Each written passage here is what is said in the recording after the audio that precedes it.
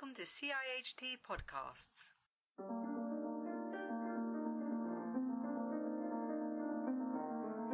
Welcome, thanks for joining us. I'm Justin Ward and today I'm joined by Adam Simmons, Head of Road Investment Strategy, Development and Delivery for Highways England. Industry likes certainty. This was one of the reasons for establishing Highways England, who manage the strategic road network in England. And this was also the reason for giving Highways England 5 years of funding certainty through our road investment strategy. The first road investment strategy ran from 2015 to 2020. The second one, RIS2, will run from 2020 to 2025. So hello Adam, first thing, what lessons have we learned? It's still early days, but from RIS1?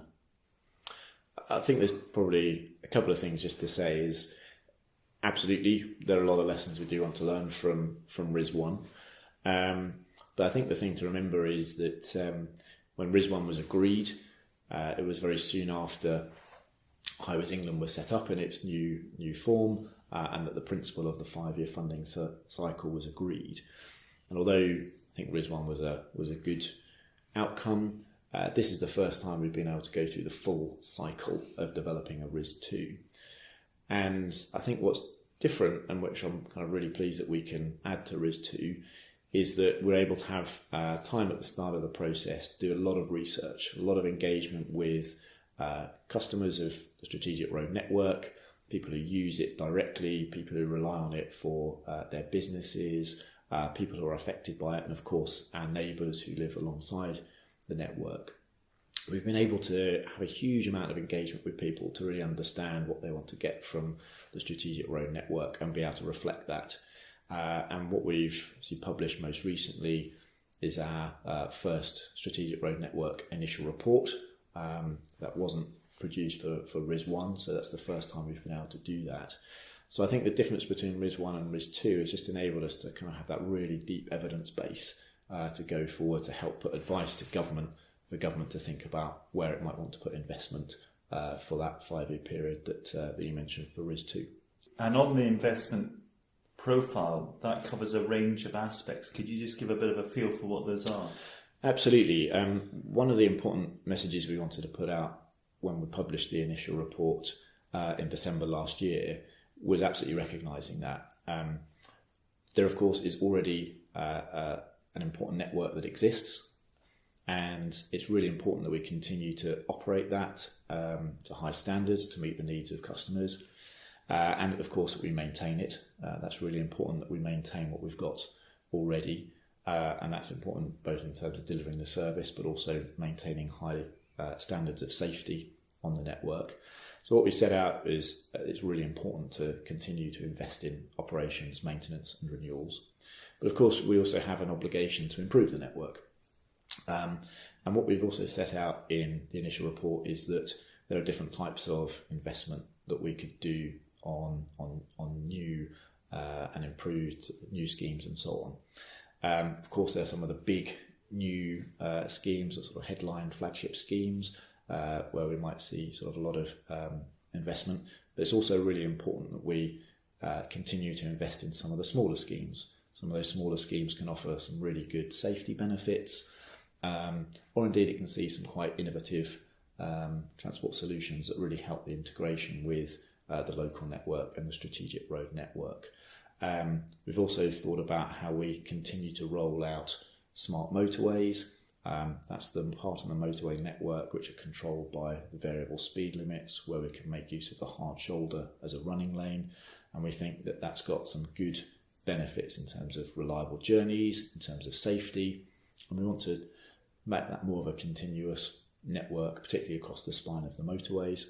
And we've also put some more thinking into the concept of expressways, which is moving towards the standards of motorways. And some ideas were put forward in RIS1, and we've continued to develop some of those ideas for consideration by government. So the aim is to develop a balanced portfolio across a range of large-scale major schemes, probably Stonehenge, Lower Thames Crossing, other major massive schemes, and also smaller schemes, but also that provide significant benefit. In the context of investment, how does Highways England decide how to invest now when faced against an uncertain future? There's probably a couple of things just to say about that. I mean, obviously, most importantly to say is that investment decisions are, of course, to be taken by government. And again, as I said earlier, what we're trying to do is obviously provide the evidence that we can as to why they might take certain decisions against certain investment priorities. But in terms of looking ahead to the future, what Highways England rather, it used to be called Highways Agency, what Highways England published alongside the initial report was a vision for the longer term future called Connecting the Country. And that just set out that we recognise there are various changing demands, changing impacts on how people will choose to travel. Of course, we know the rapid advancement of technology will probably change how we view the strategic road network, the data that are provided to us to influence our travel choices, or indeed how the economy will deliver goods to us and how we choose to travel. So we've set out that longer term vision, and what we have to ensure that we do in RIS2 is we kind of put the right foot forward on that journey towards responding to those future needs. And there are some decisions for now, but also that flows into some decisions for future roads investment strategies. So into RIS3, into RIS4. But it was really important that we did set out that sense of what the longer term vision is, so that we're not taking investment decisions, or we're not advising government about taking investment decisions in ignorance of the future. And how much money is available in RIS2? What sums of money are we talking about? So that is a decision that has to be taken still by government. So the principle that government has indicated is that funding through vehicle excise duty will be available through a National Roads Fund, and so there's a better link between the funding that taxpayers provide and motorists provide to investment back into the strategic road network. But the actual total figure for RIS2 is still to be decided. And will the spending review next year have an impact on that? There are definitely questions for DFT. Okay. I mean, I think on those genuinely, there are a whole bunch of processes that sort of DFT considers.